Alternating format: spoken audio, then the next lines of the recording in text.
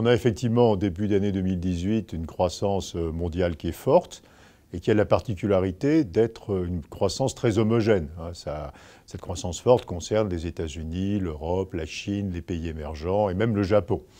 Et donc, tout ceci a créé un climat d'optimisme très important sur les perspectives de croissance et jusqu'il y a quelques jours sur les perspectives de marché financier. Alors, est-ce qu'il faut quand même être un peu plus prudent que le consensus? La réponse est oui, pour des raisons assez diverses. D'ailleurs, aux États-Unis, on est très près du plein emploi. Et quand on approche du plein emploi, il y a 4% de chômage aux États-Unis. C'est-à-dire que tous les Américains qui peuvent avoir un travail ont un travail. Et donc, ceci, évidemment, va ralentir la croissance, puisque les entreprises américaines vont avoir du mal à embaucher. En Europe, assez curieusement, on commence à voir des signes aussi, et c'est vrai en France en particulier, qu'il y a des grosses difficultés de recrutement des entreprises, même avec un niveau de chômage qui reste élevé. Et donc, on se dit que ça peut aussi un peu tasser la croissance. Et puis les Chinois, volontairement, refroidissent leur économie, et refroidissent leur économie avec des taux d'intérêt plus élevés, avec une distribution de crédit plus faible, et on commence à voir que l'économie chinoise ralentit. Donc le scénario le plus probable, c'est pas du tout un scénario de récession, mais c'est un scénario où on va perdre quelques dixièmes de croissance en 2018 par rapport à 2017. Les vrais risques de perturbation, ils viennent des marchés financiers, et en particulier, et ceci se matérialise, du marché des actions aux États-Unis. Le marché des actions américaines, c'est un marché qui est cher, c'est un marché qui est basé sur des hypothèses de croissance qui ne sont pas réalistes du tout sur les quelques prochaines années. C'est un marché qui est soutenu par le fait que, et c'est quelque chose qui est très impressionnant, les entreprises américaines rachètent leurs actions, et comme elles rachètent leurs actions, ça fait monter les cours. Mais quand l'économie ralentit, les entreprises américaines, on l'a vu dans le passé, arrêtent de racheter leurs actions. Et bien sûr, ceci implique que les marchés d'actions à ce moment-là corrigent. Donc on a un marché qui était intrinsèquement fragile. Et cette fragilité du marché, elle se déclenche aujourd'hui pour une raison un peu particulière, c'est que les investisseurs croient que l'inflation revient, ce qui est très douteux. La vraie raison qui devrait faire corriger le marché des actions aux États-Unis, c'est que la croissance américaine sera beaucoup moins forte et les profits des entreprises beaucoup moins élevés que ce qui est implicitement dans la valorisation du marché des actions américaines. Mais donc c'est une fragilité, et c'est une fragilité qui est ennuyeuse.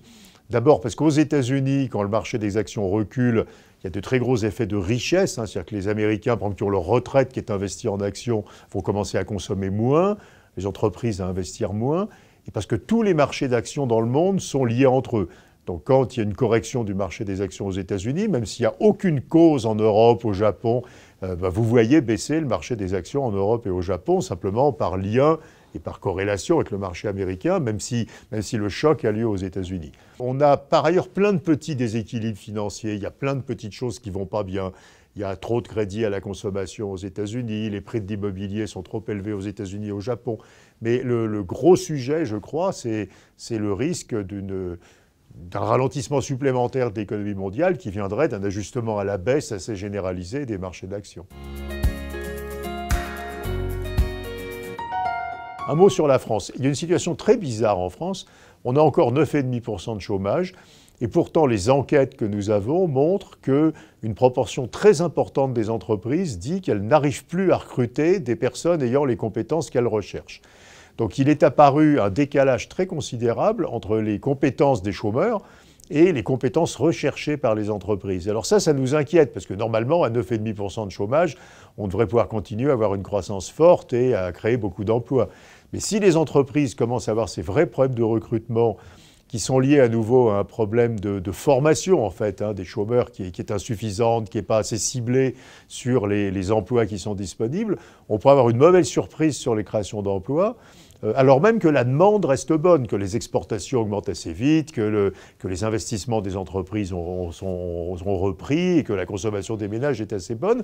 Mais si les entreprises ont ce problème de compétences dans leur recrutement, on voit que c'est un facteur qui nous inquiète et c'est un facteur qui pourrait aussi freiner l'économie française, ce qui est très étonnant à un niveau aussi élevé du chômage, mais qui révèle qu'il y a une urgence dans la politique économique qui est de mettre en place un dispositif de requalification, de formation des chômeurs qui soit beaucoup plus efficace que celui qu'on a aujourd'hui. Aujourd'hui, il n'y a que 15% de l'argent de la formation qui est dépensé sur la requalification des chômeurs. Il faudrait évidemment que ce soit beaucoup plus.